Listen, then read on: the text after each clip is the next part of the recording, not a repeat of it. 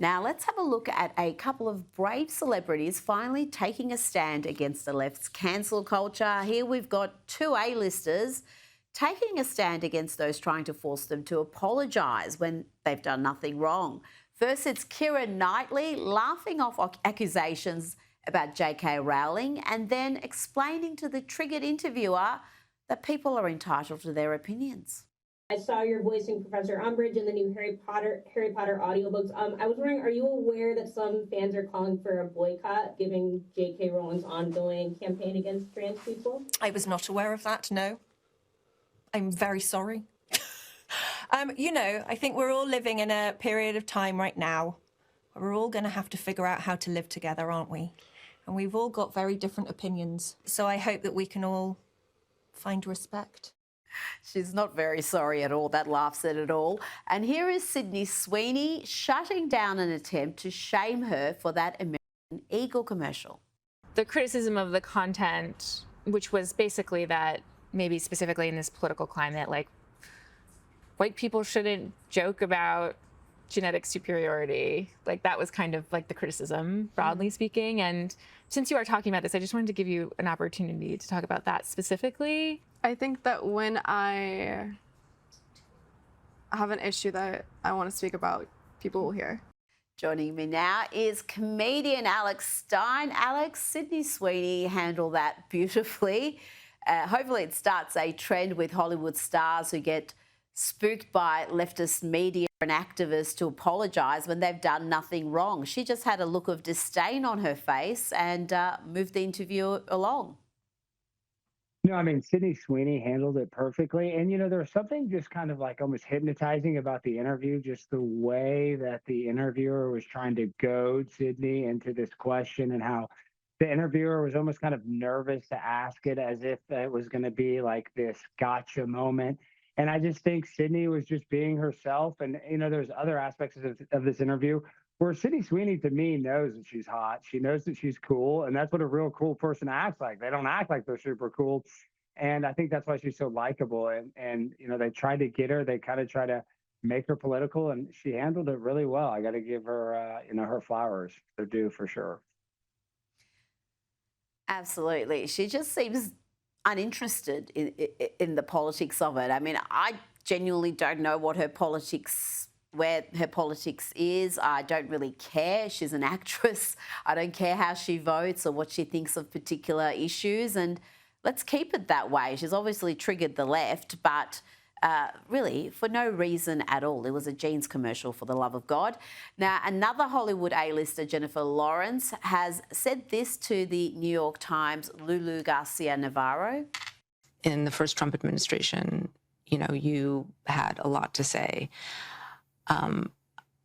I'm curious how you feel about talking out now.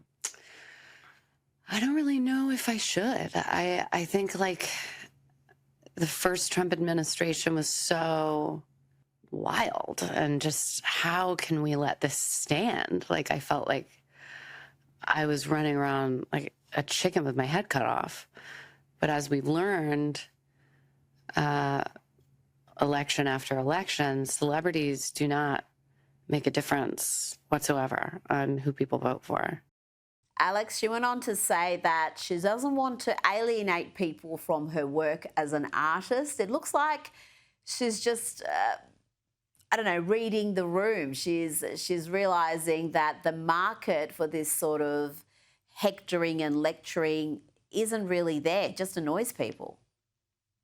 No, you're exactly right. And, you were talking about this topic earlier, but, the Israel-Palestine argument in Hollywood is a very touchy situation. So, a lot of actors are now getting banned for being pro-Palestine. So really, it does not benefit an actor or actress to really even get political whatsoever. But, I have to give Jennifer Lawrence her credit, because even though these actors are great at impersonating other people and playing characters, a lot of times they're not very self-aware. They're not very humble. And it seems like she's gotten the point that it doesn't really change the temperature of the room or help her narrative by trying to be political or get her political point across.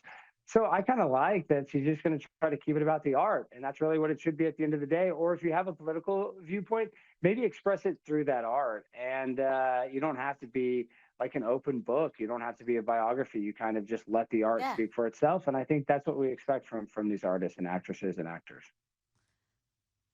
Absolutely. I don't know how my plumber votes. I don't know how the local baker votes. I don't care. I mean, this absolute desire to air your politics just because you happen to be an actor and have a profile.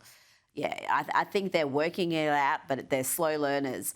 Now, I played a clip of Nikki Glaser earlier. Her Saturday Night Live work was not her best. I think she is actually genuinely funny, but this monologue has copped all sorts of criticism. How do you see it, Alex? People being too harsh? It's a hard gig to stand there for 7-8 minutes and deliver a monologue.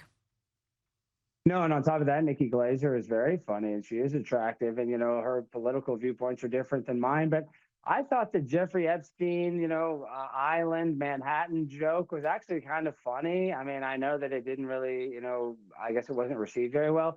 But Rita, I go to a lot of these protests, and I'm telling you, both sides want more information when it comes to Jeffrey Epstein. So I don't think that topic is really off limits. And as a comedian, you have to take chances. So even though, ideologically, I'm not probably aligned with Nikki 100% by any means, I got to give her credit for going up there and actually taking a chance, especially on NBC, because that is, a network television channel that, they are very buttoned up. So I actually do like and respect her for pushing the boundaries a little bit. So I can't really critique her too much. And it was interesting during the credits where all the cast and the guest host all mingle and, clown around whilst the credits roll.